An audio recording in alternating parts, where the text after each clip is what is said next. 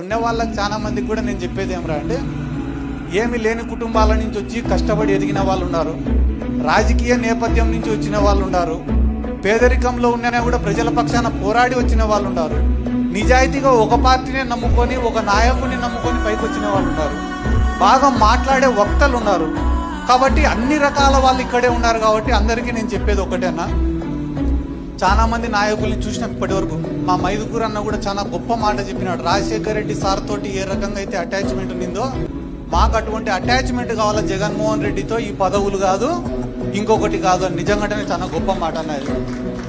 ఎందుకంటే మేము కూడా పనిచేసే జగన్ సార్ ఎప్పుడైనా కూడా శబాష్ అని చెప్పి భుజం తట్టే సార్లు తప్ప వేరే పదవి కూడా మేము ఎవరం కూడా ఆశించడం లేదు. ఎందుకంటే ఆయన పైన ఇష్టంతోనే అందరం కూడా పనిచేస్తున్నాం. ఎందుకంటే నాకు కూడా చాలా ఉదాహరణలు చెప్తారన్న రాజశేఖర రెడ్డి సార్ దగ్గర. ఎందుకంటే ఒక వెల్ఫేర్ స్కీమ్స్ డెవలప్మెంటే కాదు రాజకీయం. రాజకీయం అంటేనే ఒక ఎమోషనల్ బాండింగ్. సిద్ధార్థ రెడ్డి అంటే రేపు మావాడు దగ్గర తీసుకునే రోజే మనం రాజకీయంగా గెలిచినట్ల.